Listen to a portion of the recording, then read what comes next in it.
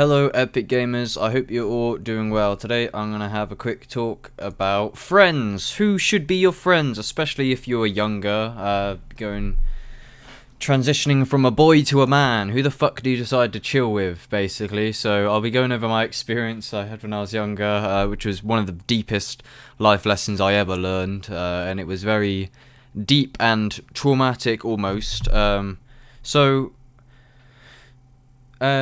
Basically, in my experience, anyway, before I get into that, check out this guy, right? Stop watching this video, subscribe to Alex Sadlak. This guy is the fucking bollocks. He has a lot of value on his channel and in all his socials.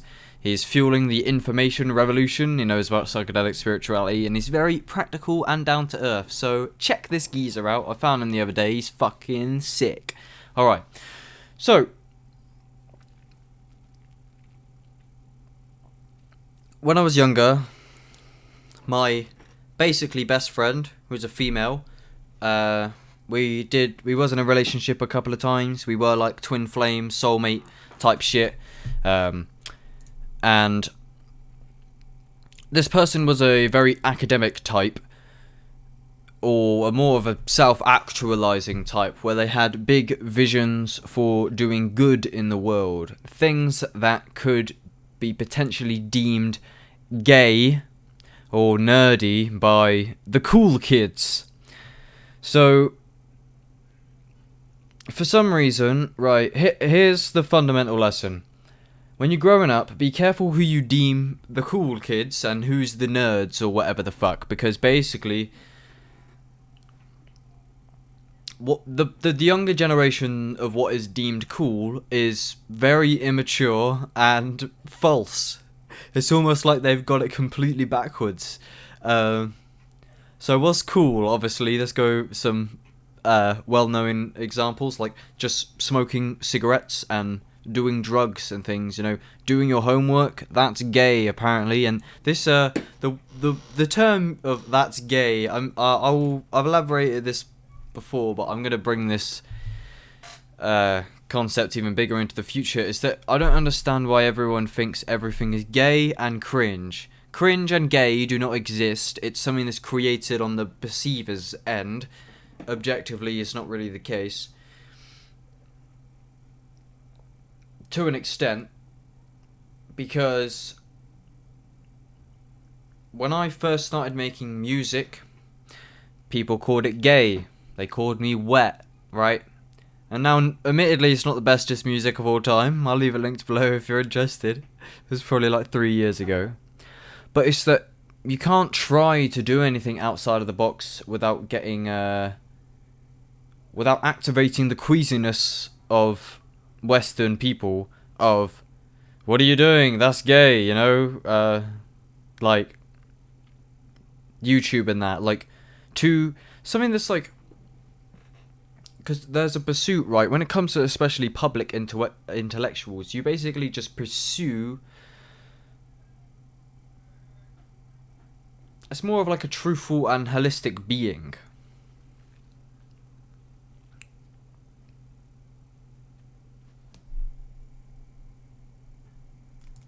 And what I've really found ultimately, if you want to self-actualize, you're going to have to become gay. Because what is gay? Meditation is gay, apparently. Meditation is deemed gay and queasy and airy-fairy and hippie in Western culture. Why? There's... This is what blows my fucking mind. Like, it's... like, the actual studies of meditation have been proven since the beginning of time. Ancient geezers knew about meditation. It's not only that, it's like the science is proven in the Western world. Not that a lot of people need that, because it's just an intuitional thing. You know that meditation will absolutely transform every aspect of your life. But it's gay. It's suppression. A suppression of, like, insecurity, I guess. It's like people like judging people to be, because they don't want to be that person. So you find a flaw in somebody else, you go, could never be me. And then that puts you on like a hierarchy. If everyone around you is if you judge everybody around you, and this is the mechanism of judging people really at all, is to put the ego on a pedestal.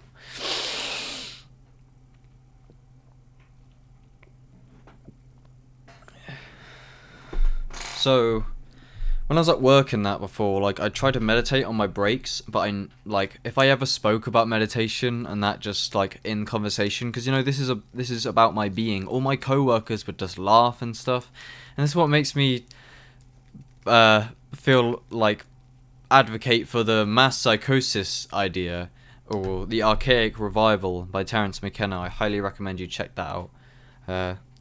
Is that I don't understand why everyone thinks everything's gay, and in order to actualize your full self, you have to go through these emotional, feminine sort of energies of opening your heart, and people create defenses to defend self-hate. So you judge other people. But originally what I was saying is,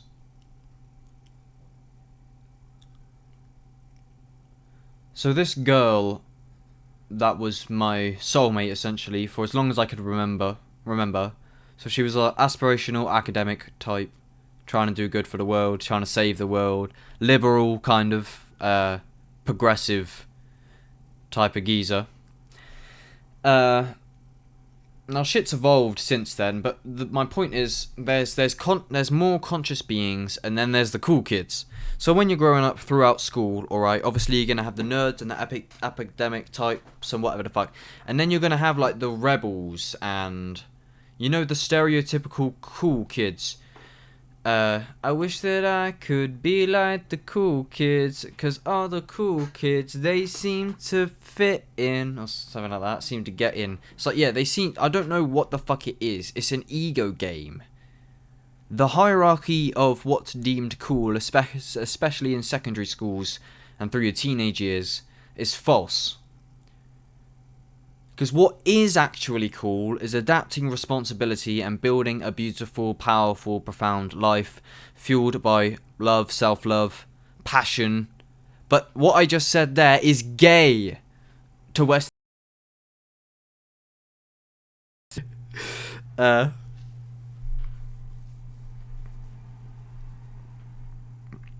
So it really takes a you gotta do things for yourself more. If you operate from yourself, without caring about how other people perceive you, don't care to be perceived as cool. I think an egoless approach is... So the ego doesn't have to be a bad thing, but it can be corrupted. And be used as a dominant hierarchy strategy to be better than others as you perceive it. But and another thing, a lot of the cool kids, they really do not go far. So my options when I was growing up is I could either hang out with soulmate girl who's gay and nerdy. That's not how I really deem it, but that's how culture deems it. And the cool kids deem it. I could either hang out with the boring people, where it basically entails sobriety, do your homework, get a job, you know. But I wanted the fun. Now, maybe this is really what makes the cool kids is they seek fun. They go, oh, don't be a nerd. Who cares about your health? Here's another thing. People think health is gay. They think to care about your health is... I do not get it. I really don't get it. Oh, it's so weird. But you know what I mean? It's like vegetables, when you're young, and especially in the UK, I feel like you're like, that's fucking gay. Why are you eating smoke some tobacco. That's way cooler. I don't care about anything. I'm like... It's more of, See, I'll tell you, when I was growing up, here was the initial corruption that split me off. I remember this. So, I was the well-behaved kid, and even in my family, I was a golden boy, for the most part. When I was in primary school, I met someone who basically became a best friend of mine, nearly, called Alfie. He is a corrupt individual in the sense of goes more towards archaic, impulsive desires of more chaos in pursuit of fun and revelry, and it is fun. And this is what made me decide this. So I was going down the average trajectory of being a good old boy, well behaved, and I noticed this kid in my primary school was a loose cannon. But for him to be a loose cannon absolutely changed the name of the game of life. It is to rebel. And it is when I noticed this behaviour of this kid, to rebel the school system, to just basically be running around in chaotic fun, as this is what a lot of the cool kids basically do. It is to disregard responsibility in pursuit of an archaic, authentic experience of the body, which is found through pursuits of drugs across the board, pursuits of recklessness, to basically escape the mundane. It's when you're out on a mystical night, pinging off your head or some shit on some fucked up drug, listening to like the best music. It is this re-empowerment where the fun is found, and that's what's deemed as cool. So it's not cool, it's more of fuck the whole thing, I'ma go run out.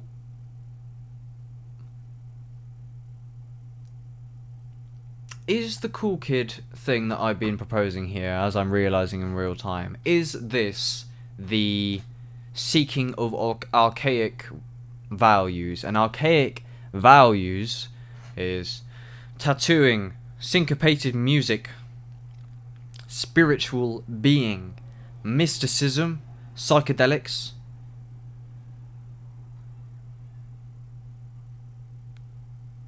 It's an escape from the mundane of the on-paper bullshit of the Western world into fun. So, why should you not pursue the cool kids, and why should you ultimately pursue the more responsible beings? Because that's what it is. You have the responsible people that are deemed boring. So it is when you notice the reckless people that you go, this life is full of sex, of drugs, of recklessness, of path of least resistance somewhat. Therefore you don't have to adapt any responsibility. And it's more fun. Why would I hang out with the sober people when I can wibble reality through I'll tell you what a good music video is. Joji. What's Joji's fucking music video? This is a Glimpse of Us. Watch Glimpse of Us, alright? This is important. Watch this video. It's a beautiful music video. And the lifestyle that is portrayed in this video is essentially what I'm talking about. This is the archaicness of adapting no responsibility, and everything becomes it's fun. It's seeking of instant gratification of what drugs can I get my hands on today? Who's in the crib? What's going on? Shave your head, get a tattoo, fuck knows, drink this, controllers, video games. That's what it is. That's what it is. So it's this is desirable as you bypass all of the responsibility and you get to be an impulsive pleasure vehicle. So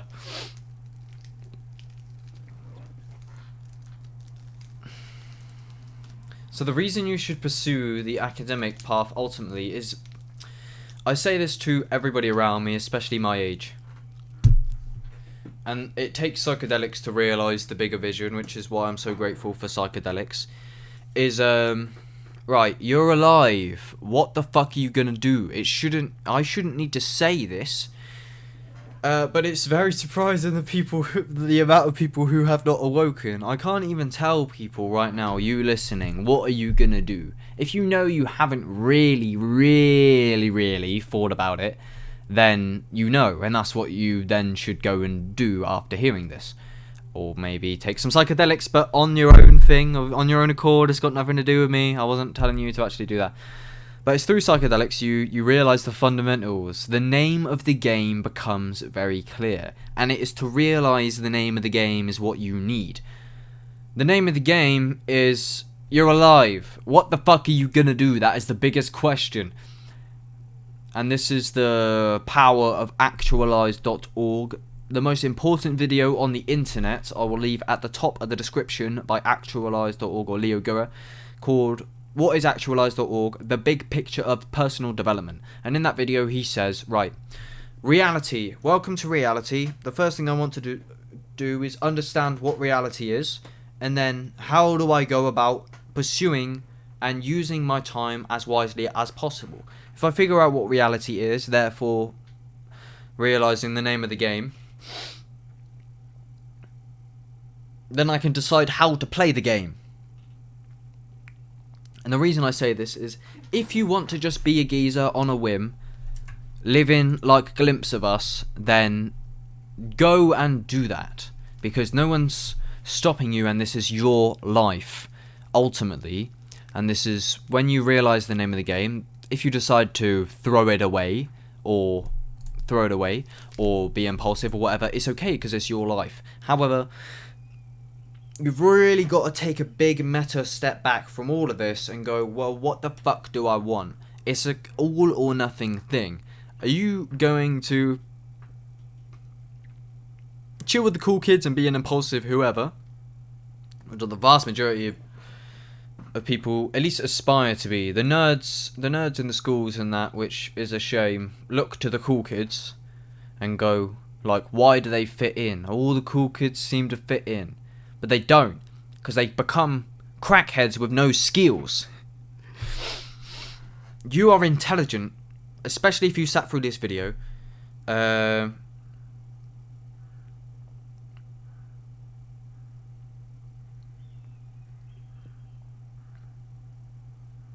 Pursue intelligence, meaning philosophy, nature of reality. It's not gay. I'll tell you what my little brother said to me. My stepbrother, in terms of going back to this gay. He leaned over the banister on the stairs one day and he was like, I can't remember what we were talking about, but he was like, I bet you watch like documentaries on plants or like gay stuff like that. It's like, yeah, plants are profound. They're beautiful. Why is everything gay to everyone? I'll tell you why it's gay. Because you don't want to be fucking gay. You've built an insecure, egoic construct of you want to be accepted, because to be thrown out of the sheep pack is to be the black sheep, and then to be the black sheep is not a good survival strategy. Right. So this girl, who was my soulmate, girlfriend many times, ultimately here's what happened. She loved me, I loved her. I still do love her in a twisted way. Because love likes that. Right, side note, if you just lay in bed with someone, stare into their eyes, have sex, kiss or whatever, like, and eventually you just fall in love with this person, kind of. It's like, a lot of it is an illusion. I feel, I don't know, it's like, it's just the intimacy of another being. Love is a very, very profound, again, that Glimpse of Us song. The story of the lyrics, listen, that song moves me, and it was nearly one of my favourite songs for a long time. Anyway, so this girl that I was good friends with, super soulmate, whatever, she cared for me, she loved me, everything, going through our stuff, both trying to be there for each other, and I was, for the most part, as I said, on the good boy path.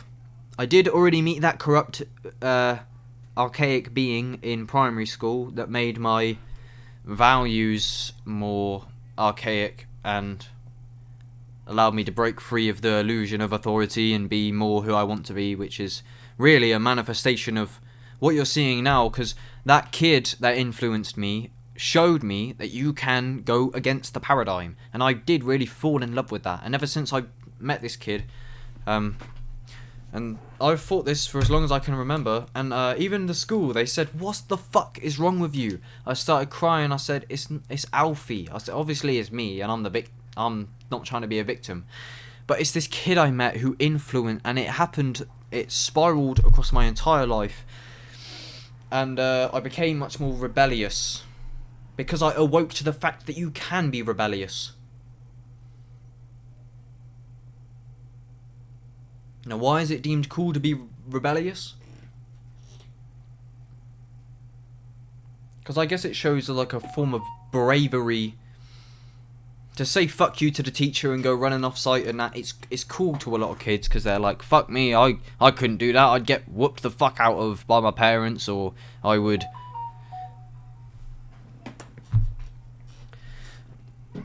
I need to put my phone on silent. I just saw a notification. It just threw me off.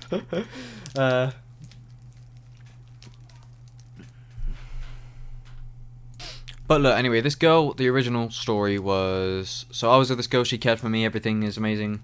And then slowly, I started to drift towards more of these chaotic, Kool Kidz.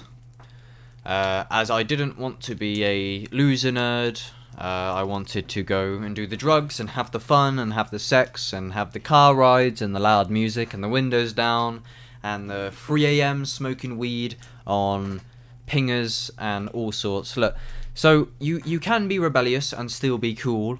You've just got to do it in an intellectual and strategic manner. This is it. Strategy.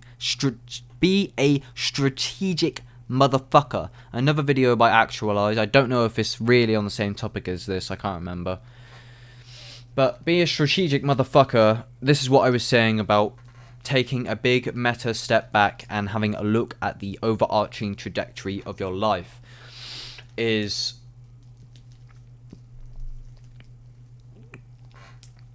to go meta and to be strategic is to realize the opportunities that you have in front of you and to use the tools you're given. Shit, I'm gonna read you this fucking Eminem quote, yeah, from a song. It is relevant in the whole bigger personal development thing, but it's from Eminem's song Believe. Going back to his revival album recently, and this is good lyrics, bro. Listen. But it's never too late to start a new beginning. That goes for you too, so what the fuck you gonna do? Use the tools you're given? Or you gonna use the cards you're dealt as an excuse to not do shit with them? I used to play the loser victim until I saw the way proof was driven. Bro, Eminem is fucking... he's pretty sick, I can't lie. So, well, what the fuck was I saying? I'm so sorry that look, I'm gonna upgrade my channel eventually, very soon. Look, I'm just dealing with a lot of shit. So this is the best format I got for you right now, but so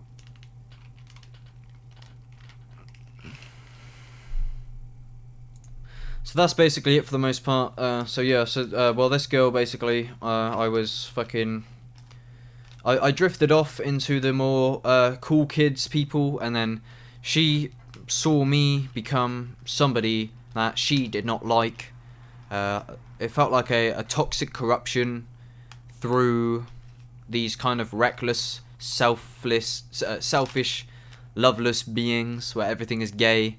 It's fueled by hate and insecurity. Most of society, Western society, is actually fueled by fear and hate rather than love, I realise very recently. To operate from love is the only thing you need to open the floodgates to reality. If you respect, and this is awakening is what you need. Awakening is the dissolving of all the problems. Enlightenment is the true cause. Because, right, you can fix the surface level problems. Get money, get the car, get the missus, I want sex, I want the sex. get the Wii, or get the business, get everything fulfilled, right? But it can keep going, and you can be the Sisyphus, or whatever it is for them. I think, I'm not 100% sure if I'm right in using that archetype, but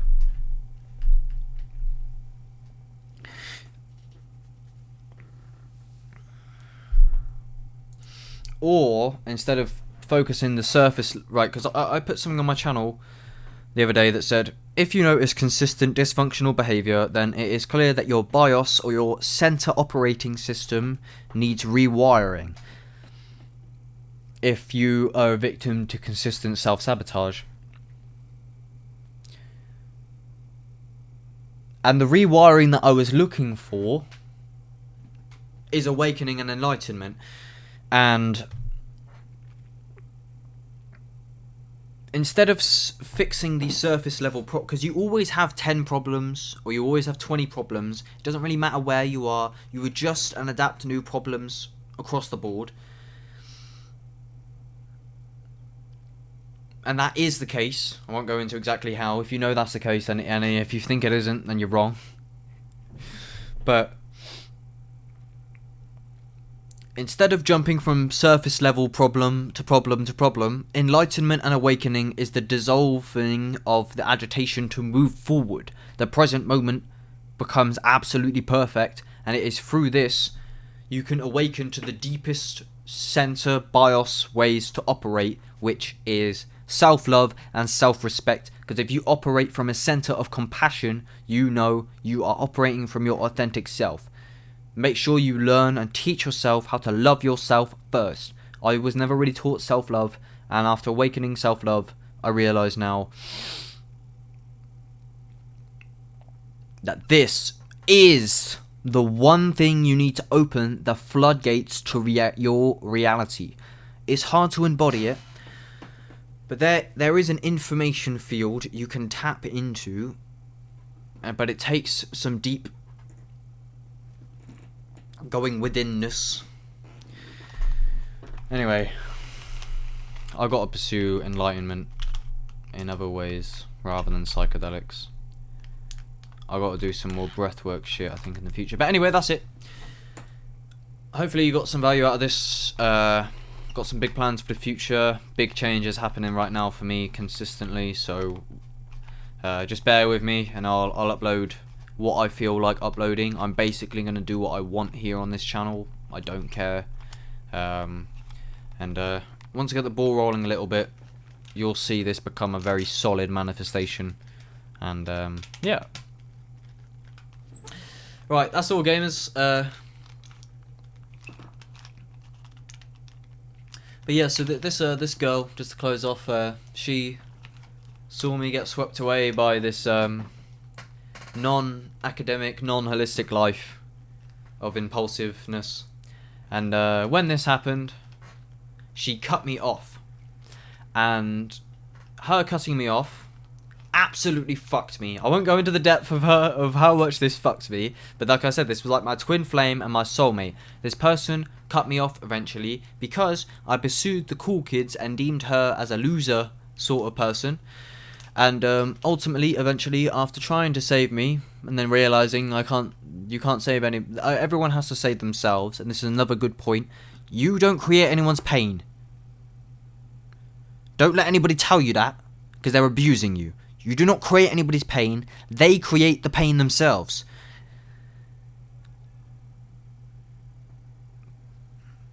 To blame somebody else for your pain is to be a victim, and you are wrong. The pain is created within you.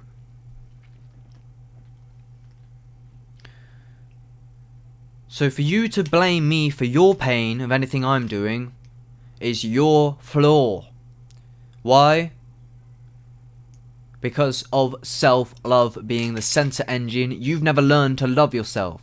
You hate yourself, and that is the only thing you have to be sorry for, is that you did not love yourself from the very beginning. And this is the compassion you needed to move forward. So, this girl, yeah, cut me off. I'm so shit telling this story. And when she did, it traumatized me. It really blew a hole in my psychology, like physically. I went out into a field at like 3 a.m. and just had like a breakdown when I realized it was proper fucked. I didn't really deal with it well. It was now the best lesson I've ever really learned in my life, for the most part, because I understand. You don't know what you have until you have it, until it's gone. Or more like, you don't know what you have when you have it. When it's gone, you desire it. And when you have it, you don't want it anyway. It's the human predicament of unconsciousness.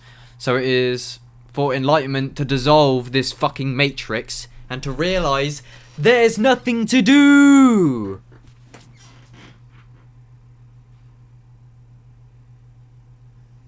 And when you realize that life is just a fucking game and you could have killed yourself and it doesn't matter, it becomes a matrix, a sandbox, a meaningless sandbox. You can create your own creation. Reality is infinite. Everything exists.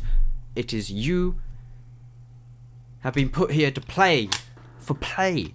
Emphasis of play is one of the most important things that has left. Play dissolves from your life. It leaves. Why? When you're a child, you're playing. What happens to play? When do you play? Unless you play like an actual like proper sport for the most part. Games overall, and especially like sport and for the vast majority of people, play leaves. And this is why we suck the life out of life, is to eradicate play, because play is spiritual, and spiritual is not pragmatic. And if it's not pragmatic, there's no value, because we're so fucking physical, we miss the bigger picture the whole time. There's no value in nothing but the present moment.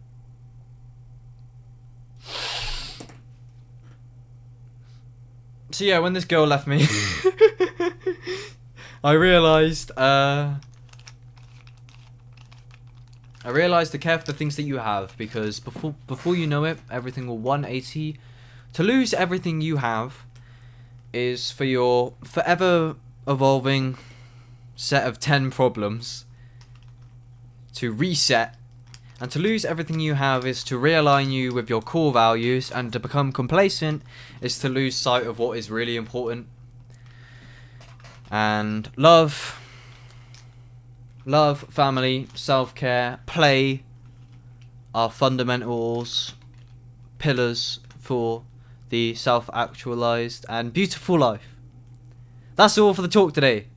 I hope you can see the evolution of my articulation and what I will be doing going forward. Manifest your reality. This here is a game. It's a game of awakening. And awakening is is the most profound thing to realize. And when you realize how not only are you fucked for eternity and eternal consciousness, but also